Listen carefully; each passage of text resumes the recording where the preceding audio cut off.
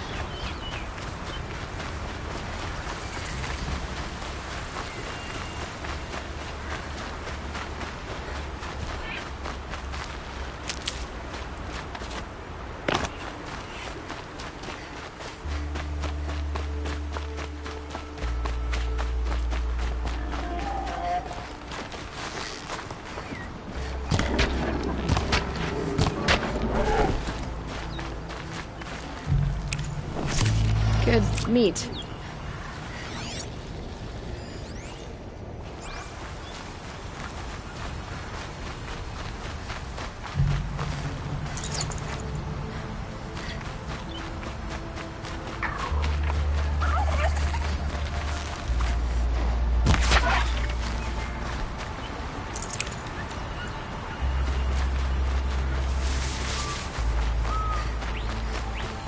Aloy, you're very close now.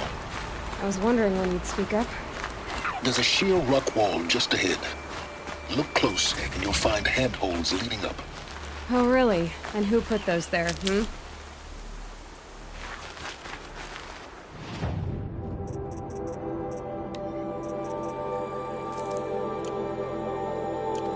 Right. Why would I expect an answer? It's so much more exciting to keep it all a mystery. Crash the Eclipse focus network, he said. So how are we gonna do that? Oh, wait. I forgot. We won't. I do all the dangerous stuff. You just listen in.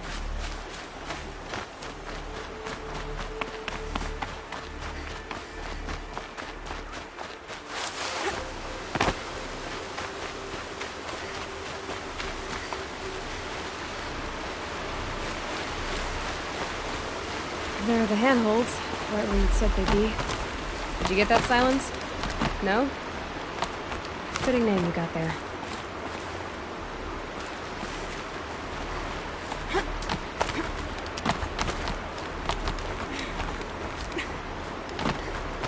All right, what now? You wait, that's what. Take a seat at the campfire and rest. When night falls, we'll talk. At least I'll have a fire to keep me company.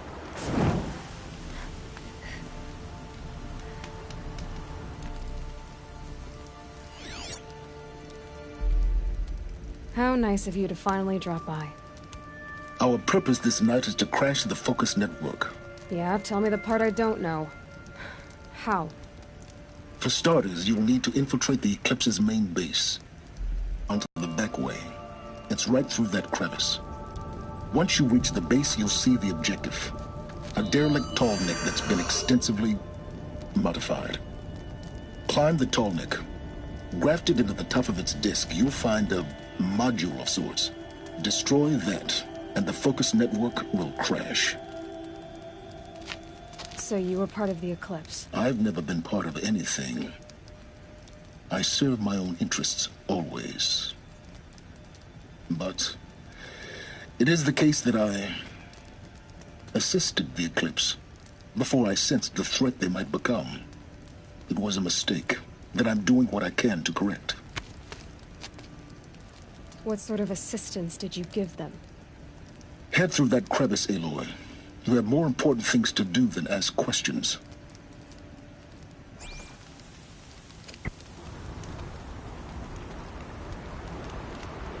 Let's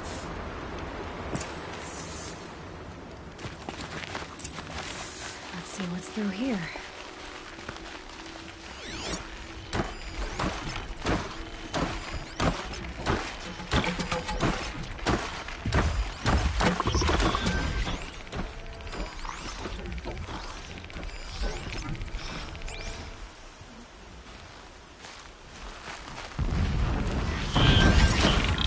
collected machines, patrolling like guards. More like soldiers, held in reserve for a war yet to come. You'll have to get past them. This is the easy way in? The back way in. I didn't say it'd be easy.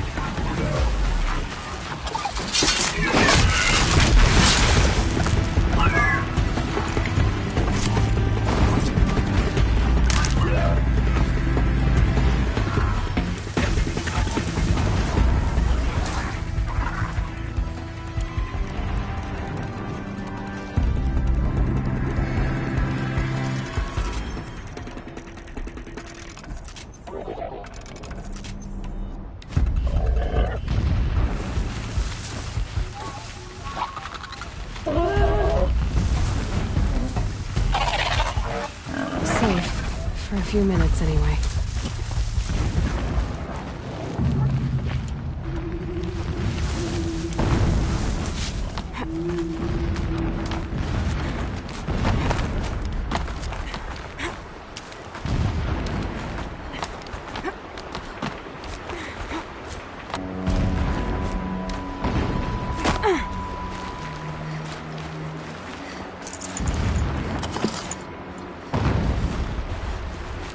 explosions in the distance. Pay that no mind. Doesn't concern you.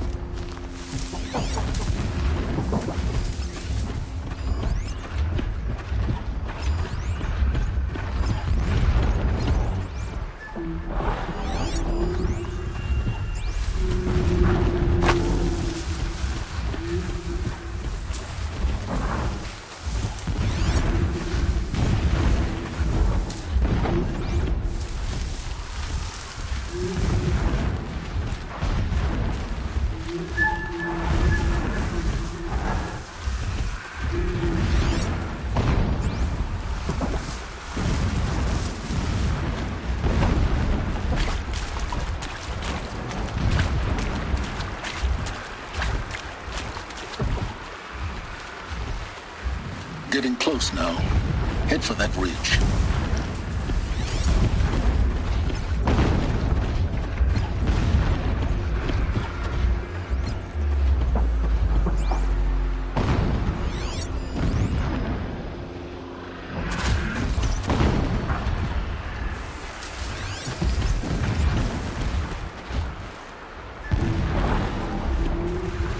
Machine saw me.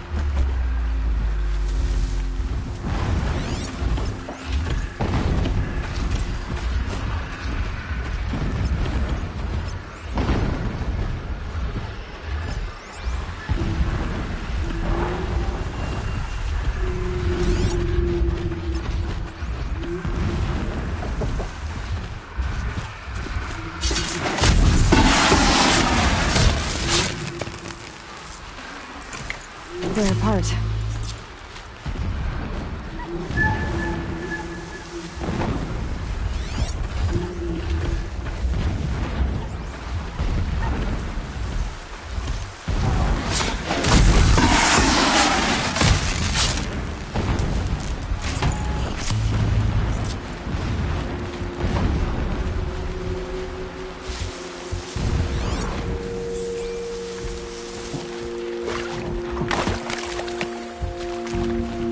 Getting close now. Head for that ridge.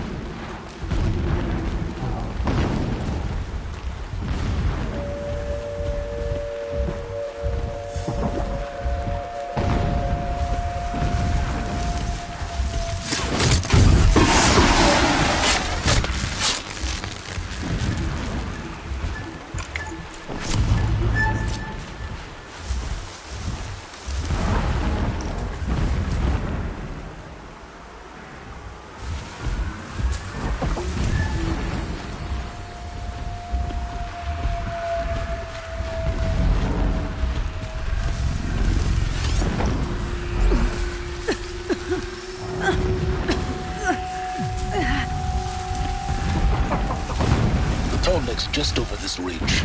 You'll see it when you reach the top. Now be ready to act fast. You need to get in and get it done before they raise an alarm.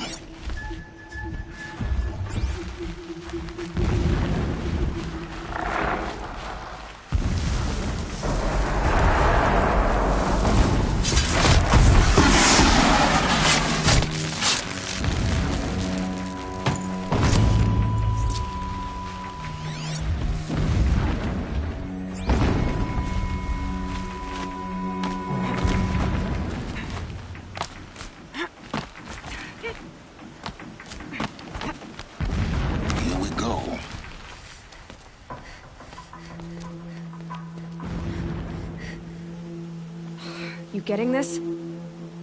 I see the legs of a tall neck down there, but no tall neck. Damn. The transmitter's been moved. Check down the ravine to the left. Only place it could be. So much for your insider knowledge. Toward the explosions. Great. You got exactly one shot at this, Aloy, so spare the sarcasm and make it count. You see that bridge over the ravine? Yep. Memorize its location. There's a rappel point on the side. That'll be your way out. And these Eclipse troopers? Avoid them or kill them, your choice. The blasting should cover any noise you make. Find the tall neck and destroy the module on top. Here we go. Slide off the shadow shift and all.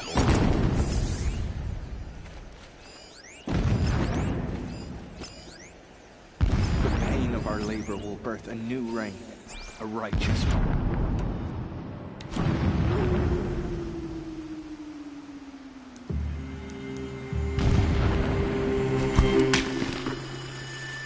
Huh?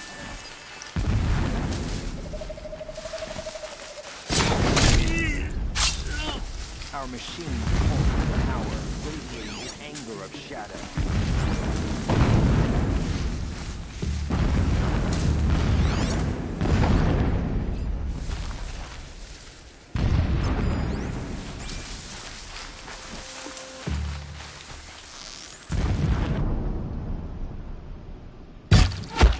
I've been Look out! seen.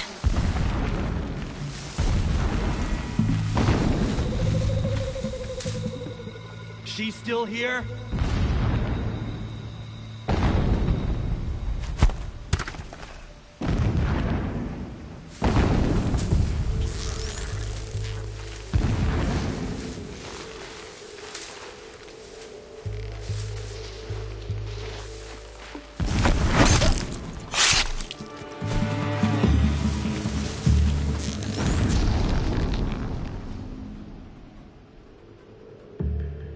Off you go.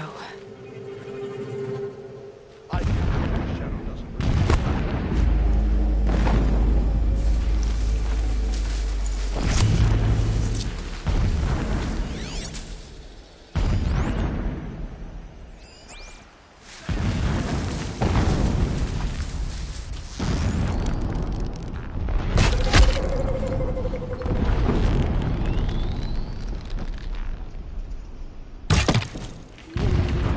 You hear that?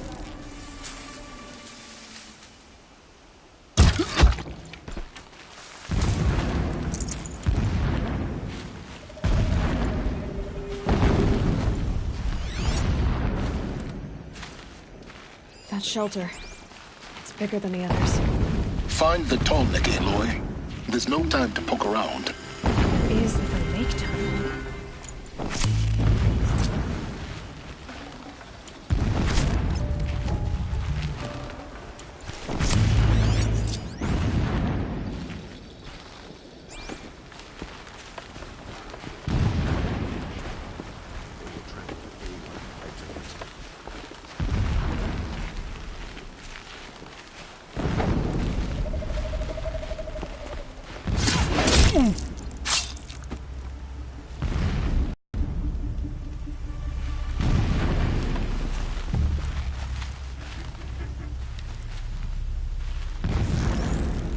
My first...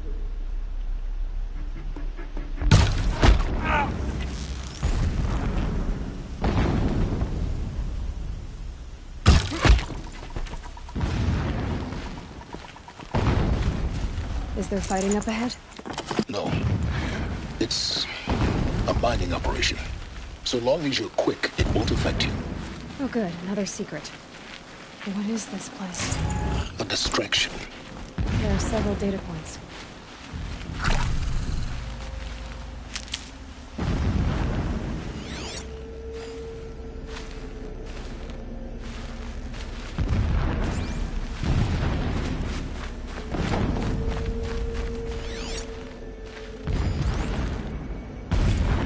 So long as King Itamen languishes at sunfall, coddled by his mother, he will never learn the true lessons of the sun. I have tried to instruct him, but the shadow of his mother's influence is upon him. I took him to the palace balcony to behold an offering of sacrifice in the ring, but he showed no thirst for it. He averted his gaze. Look to the sun, I told him. Do not shield your eyes. In all things it is absolute. One day it nurtures life, and the next scorches life away. It burns the skin of champions and wretches alike. Never does the sun show pity. That is the example a Sun King must follow. The example of your father. But before my instruction could take hold, she was there, clutching him to her robes, burying his face against her breast. How is a king to rule when he cannot even see?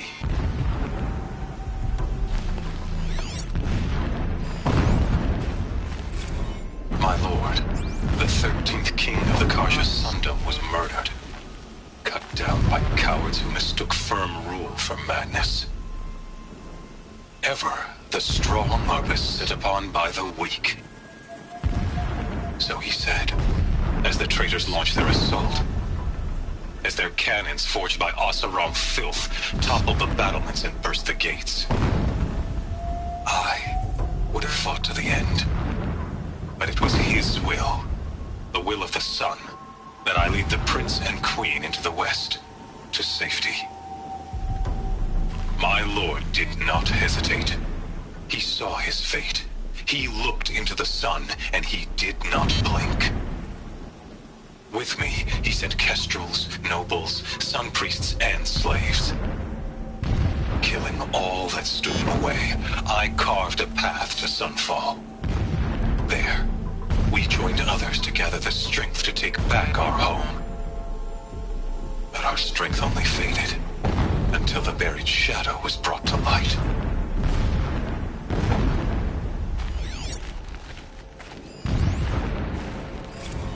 When I first set eyes on the buried shadow, I trembled. Was I not the chosen of the sun? A blazing light of faith to shred and scatter darkness? Was it not my place to destroy this devil? But High Priest Bahavas instructed me in the prophecy, and set right my frame of mind. The murder of the true Sun King broke the cosmic cycle short of completion. The whole world cast into darkness, doomed. To resume and turn the wheel of time would require more than sun and faith. All forces must combine, all halves of nature join to one cause. Shadow to sun, night to day.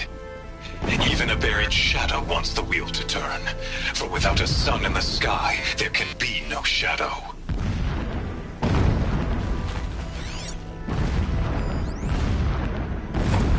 Never does the sun show pity. And yet, when my wife died in birthing, and in dying ended the life of my child unborn, I pitied myself. My lord sensed this, but instead of casting me down for weakness, he cast upon me a radiant beam of honor.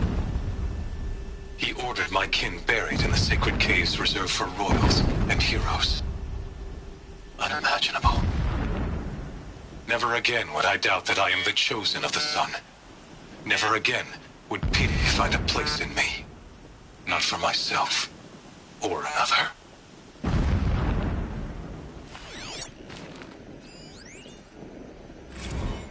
When sleep refuses to come, I think of our wedding night.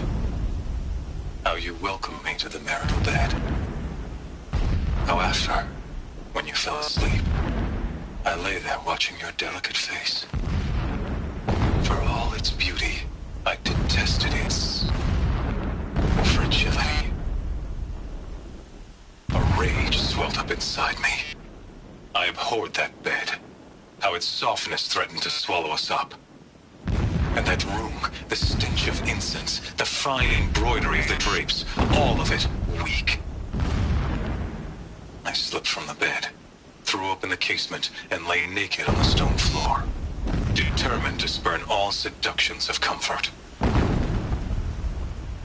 But when I woke the next morning, You lay beside me, naked as I in the cold. Your body, stretched beside mine, seemed chiseled from stone. I saw you wake, instantly alert, like an animal ready to strike. You said nothing. You did not have to. Already you had shown me beyond doubt that we were meant to be.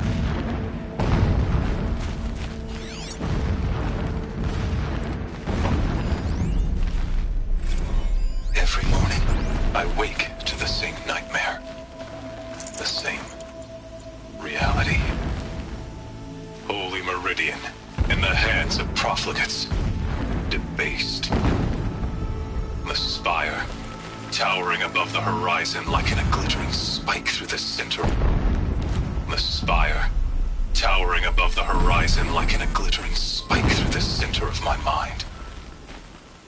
Every daybreak in exile is a mark of failure, but the count of days runs thin.